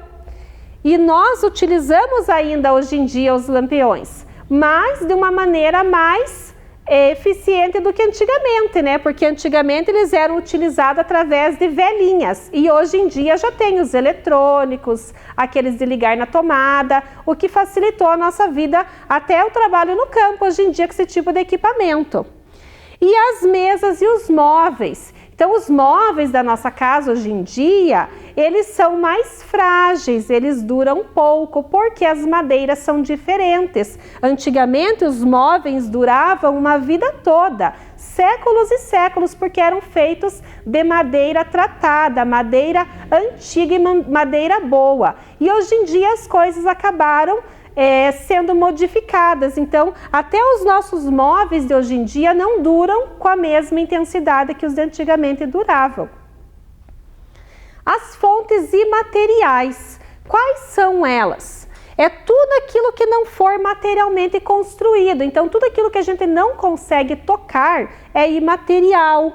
São as nossas crenças, as nossas comidas, as nossas brincadeiras, as lendas, as línguas faladas, as histórias contadas. As nossas crenças, porque cada um crê em alguma coisa. Então, essa crença popular deve ser muito respeitada hoje em dia. Eu respeito você, você respeita a mim. Então, nós devemos nos respeitar. As comidas, porque antigamente não existiam as receitas escritas, como hoje a gente pega uma receita na internet, a gente tem um caderninho de receita, procura receita com um amigo. Então, tudo tem de maneira escrita e facilitada. Antigamente, as receitas eram passadas de geração por geração.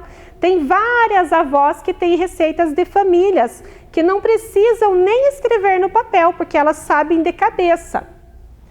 As nossas lendas, as línguas, lá na tribo indígena, eles não utilizam a escrita, eles vão passando as informações dos mais velhos para os mais novos. E tudo isso é feito através da oralidade, através da fala. As histórias contadas, então aqui tem a avó contando histórias para o netinha, as brincadeiras, a roda de capoeira. Então a capoeira é uma dança muito antiga, é uma cultura e ela vem de gerações em gerações e ela não tem assim uma escrita dela. Hoje em dia até tem, mas ela foi ensinada por pessoas para pessoas e isso foi se transformando e fazendo parte da nossa história. Quais as fontes mais conhecidas por nós hoje em dia através dos documentos oficiais? Esses documentos todos nós temos em casa, fazem parte do nosso dia a dia. Na verdade, desde que a gente nasce lá, quando é feita a nossa certidão de nascimento, nós já possuímos um documento, nós já temos um registro de que nós existimos. Aí depois tem o nosso RG, o nosso CPF, quando a gente fica maior de 18 anos tem a nossa carteira de motorista, também tem o título de eleitor, que dá para fazer com 16 anos, mas a obrigatoriedade dele é com 18, a nossa carteira de trabalho. Então, tudo que faz parte dos documentos oficiais, nós utilizamos na nossa vida. Registro de frequência, isso como professora eu utilizo muito na escola, porque é ali que a gente registra as atividades, os conteúdos, a frequência que vocês têm na sala de aula e na escola, então faz parte do documento oficial das nossas escolas. A Constituição, que é a nossa Constituição brasileira, que é ali que estão as nossas leis e é ela que nós devemos respeitar, também é um documento oficial. E um boletim escolar, que também faz parte dos documentos oficiais das escolas. Ali elas atribuem notas aos alunos através das matérias que eles vão completando durante o ano e é um documento oficial das escolas também. Tem os documentos não oficiais, que são as revistas, os diários e as cartas. As revistas de hoje em dia são diferentes das revistas antigamente, porque hoje em dia nós temos imagens, fotografias, temos a tecnologia que foi avançando com o passar do tempo. Até as imagens que aparecem ali são diferentes das revistas de antigamente, porque antigamente as fotos eram preto e branco e hoje em dia as imagens são de alta tecnologia, são imagens coloridas, são imagens bonitas.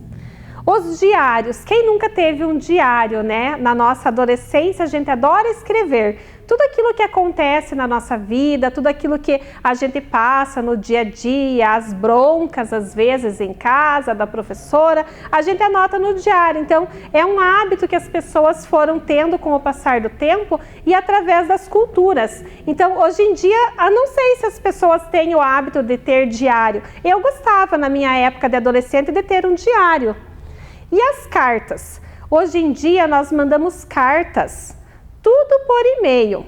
E na época, séculos e anos atrás, as cartas chegavam pelos correios. Então, assim, era uma emoção muito grande quando a gente recebia uma carta de um parente distante, para saber como estava, para saber da vida das pessoas que moravam longe de nós, dos nossos amigos que iam morar em outras cidades.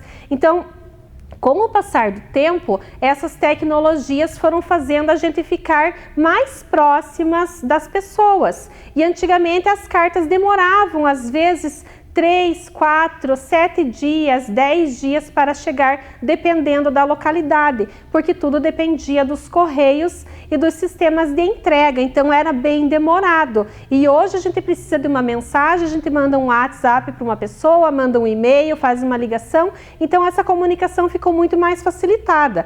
E nessa época de pandemia, nós precisamos muito dessa tecnologia para nos comunicarmos com as pessoas que moram longe de nós e aquelas pessoas que são fatores de risco, que não devem estar nas ruas e devem estar quietinhas em casa. Também são consideradas fontes históricas as casas, porque elas são fontes materiais, são patrimônios históricos e fazem parte da nossa sociedade.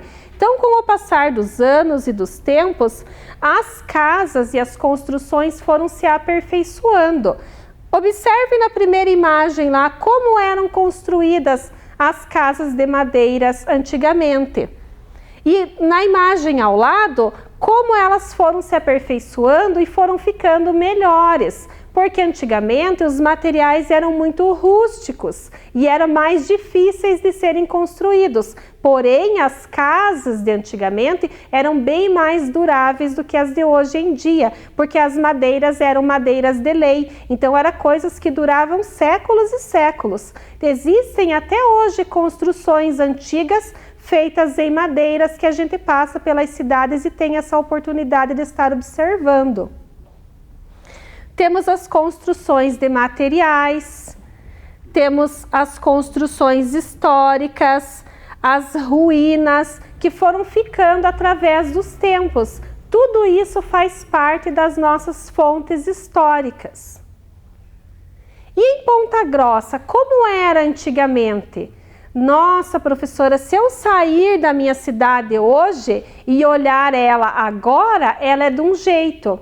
Mas quando a gente começa a entrar na internet e pesquisar a nossa cidade antigamente, olhe como tudo iniciou. Tudo começou de maneira bem simples. Tudo começou do meio do campo. Então a nossa cidade foi aumentando, foi crescendo, foi se desenvolvendo até chegar como está hoje.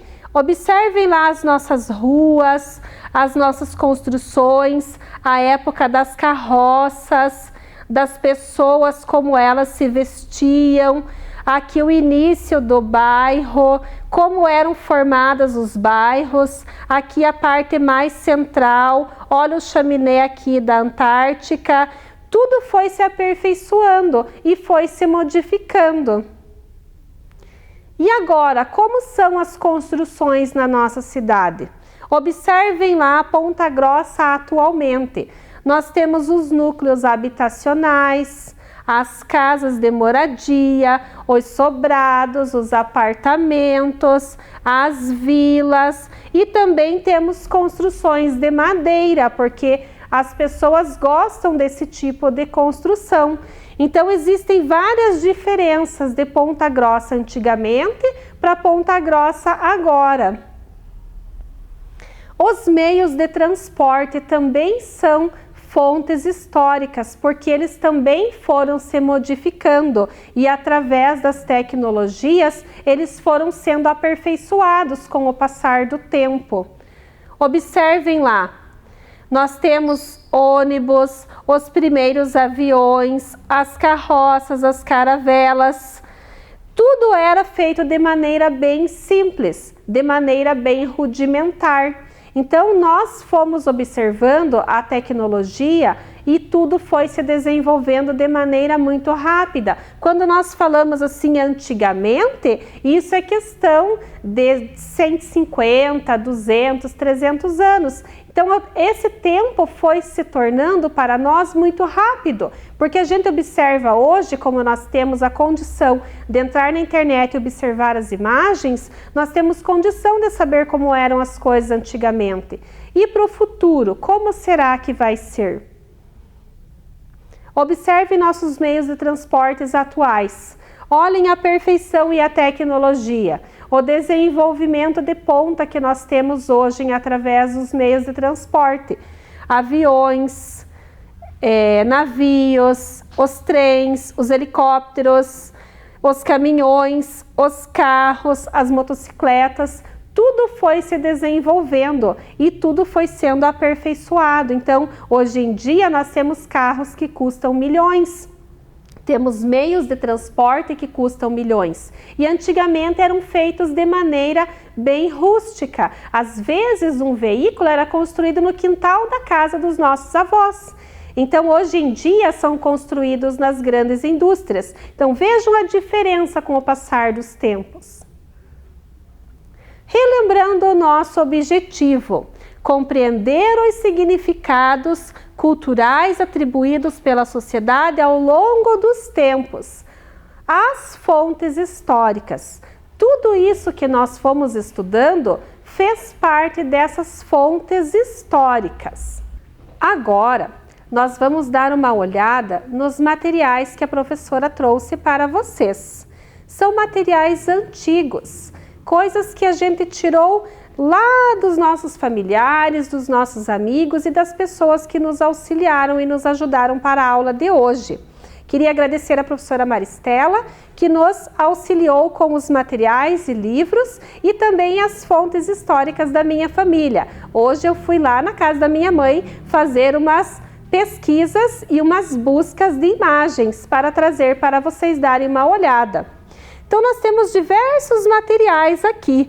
Nós temos livros, nós temos jornais de antigamente, correio dos ferroviários. Então, a rede ferroviária fazia um jornalzinho que eles deixavam para as famílias e para os funcionários antigamente. Livro de medicina aqui de Ponta Grossa, quando começou a nossa universidade de medicina, nosso curso. Os jornais e revistas de Ponta Grossa, que fazem parte do turismo da nossa cidade. Então, várias coisas que foram sendo trazidas para a nossa aula de hoje. Um livro que fala sobre a África, as atividades para crianças. Um livro bem antigo sobre a história do Paraná. Então, observem que as páginas dos livros são bem amareladas, porque são fontes antigas. Nós temos que cuidar muito desse material, porque para nós é um tesouro. Os documentos históricos, então certidões, documentos, esse aqui a professora deixou até no pacotinho, porque ele está bem maltratado, que o tempo vai consumindo com os papéis. Então, tudo que a gente vai fazendo com o passar do tempo, vai se tornando um documento. Histórias do cotidiano paranaense, então são livros antigos de coleções que a professora Maristela nos emprestou. Aqui tem uma carta da mãe dela na época da iniciação do Colégio Sagrada Família. Então, uma das primeiras festas lá do colégio, e tinha essa carta que ela fez para as mães. Aqui são fotografias que eu peguei lá na casa da minha mãe hoje na hora do almoço, que trazem a história da nossa família e como era tudo antigamente. Meus pais, minha madrinha, minha mãe, meu tataravô, minha avó, as fotos de família, aqui uma primeira comunhão. Aqui um documento de identidade, que também está bem antigo, mas é do meu pai. Aqui foto dos meus tios, Então, observe como eram os casamentos antigamente. Eles faziam esse tipo de recordação e tudo fazia parte da nossa história. Esse aqui são os meus avós.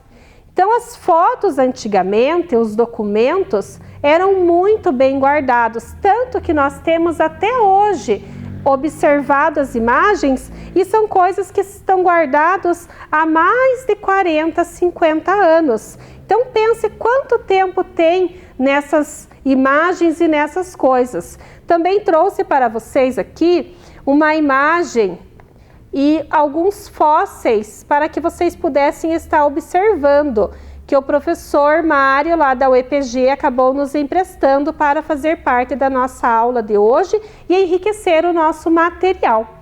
Então, essas foram algumas fontes que eu trouxe para vocês terem noção do que aconteceu com o passar do tempo. As imagens, as revistas, os livros, as fotografias e até mesmo os fósseis, para vocês observarem o quanto o tempo vai judiando desses materiais e vai fazendo com que eles fiquem amarelados com o tempo. Tudo isso faz parte das nossas fontes históricas. Agora a professora vai voltar lá na telinha e nós vamos fazer uma revisão da nossa aula de hoje. Eu peço que vocês peguem um caderno e anotem com a professora tudo que a gente foi aprendendo durante a aula de hoje. Posso contar com vocês?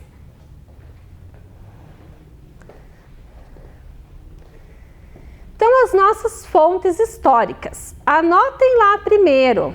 Quais são as fontes orais? Vamos pensar quais eram as fontes orais? Ah, professora, fonte oral é tudo aquilo que eu conto e que eu falo e que eu vou passando de geração a geração através da minha fala, da minha comunicação, da minha linguagem. Vamos lá ver o que são elas? As histórias, as lendas, as brincadeiras. Então, essas são as nossas fontes orais. Vamos ver as próximas? Fontes escritas. Quais são essas fontes escritas? Lembram que a professora falou das coisas que a gente mandava para as pessoas antigamente, demoravam dias e dias para chegar? Como é o nome mesmo desse documento?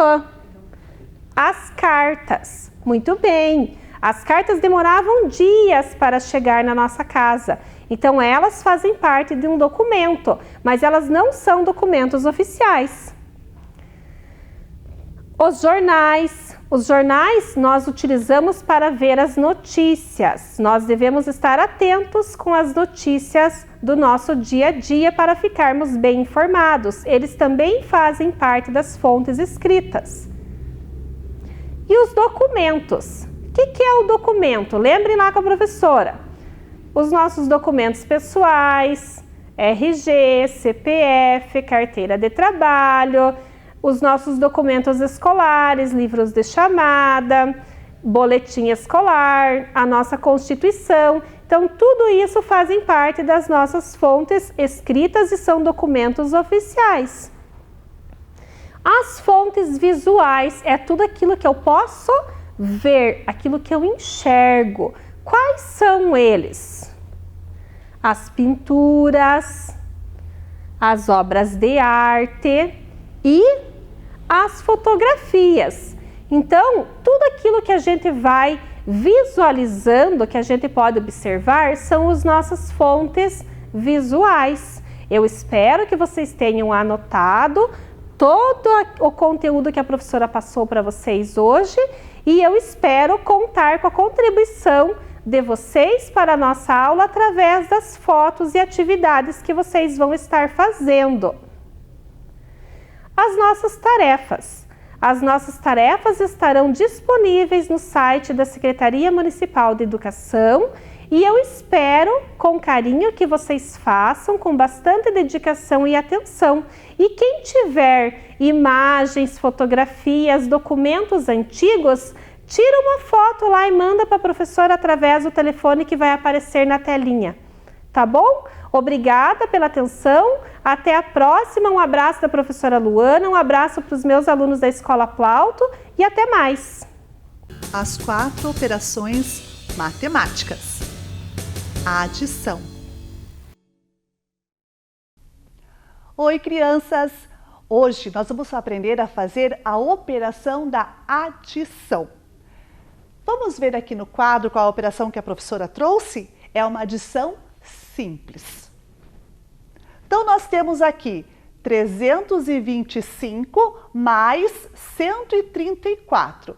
Eu vou fazer com vocês e vocês vão aí também fazendo comigo, ok? Então, vamos lá. Quanto que é 5 mais 4? Lembrando que a gente vai começar sempre da ordem das unidades. 5 unidades mais 4 unidades, quanto que dá? Conte aí. Isso, 9. Muito bem, 9. Agora a gente vai passar para a ordem das dezenas. 2 dezenas mais 3 dezenas, quanto é? Isso, muito bem, 5 dezenas. Agora para a ordem das centenas. 3 mais 1 centena dá quanto? Muito bem, 459. Então, 325 mais 134 é igual a 459. Vamos ver mais um exemplo. Agora é a adição com reagrupamentos. Vamos ver aqui no quadro a conta que a professora trouxe. 5.436 mais 1.395. Lembrando que a gente começa a fazer a operação pela ordem das unidades. Então, vamos lá. Quanto que é 6 mais 5 unidades? Faz aí, quanto que é? Muito bem, é 11. Bem, como que a gente escreve o número 11? A gente escreve o número 11 assim, 11 unidades, né? A gente está trabalhando com a ordem das unidades. Então, 11 unidades. Então, 11 unidades a gente escreve desse jeito. Para a gente colocar aqui na conta, o que a gente vai fazer? O 1, que está na unidade, e o 1 da dezena a gente vai agrupar aqui em cima do 3, ok? Agora vamos fazer a operação na ordem da dezena. 3 dezenas mais 9 dezenas, mais aquela uma que subiu lá em cima. Quanto deu? Conte aí. 13. 13 o quê? 13 dezenas. Então, vamos olhar agora a ordem aqui, ó, da dezena para cá. 13 dezenas a gente escreve como? Assim, né? 13 dezenas. O 3 vai ficar na dezena, então a gente vai colocar o 3 aqui na dezena. E aquele 1 que está lá na centena vai ser agrupado aqui, ó, sobre o 4, na ordem da centena. Agora a gente vai passar para a ordem das centenas. 4 mais 3 centenas, mais aquela uma que subiu lá para cima. Então, 4 mais 3 mais 1 dá quanto? 8. Muito bem. Agora a gente vai para a ordem da unidade de milhar. Quantas unidades de milhar eu tenho aqui? 5. E aqui? 1. 5 mais 1 dá quanto? 6. Isso mesmo, muito bem. Então, 5.436 mais 1.395 são 6.831. E é isso aí. Continue praticando. Chegamos ao final de mais um programa de aulas Vem Aprender. Pegue as atividades enviadas pela sua escola e estude. Baixe também os exercícios que estão em nosso site isme.pontagrossa.pr.gov.br. Para assistir novamente este programa, basta acessar a página da Secretaria de Educação de Ponta Grossa no Facebook ou no YouTube. Leia muito e envie para nós o que você está lendo e estudando. Nosso número você já conhece, é o 9165-8345. 9165-8345. Faça o seu vídeo e mostre para sua família e seus amigos. Obrigada pela sua companhia e até o próximo programa. Tchau!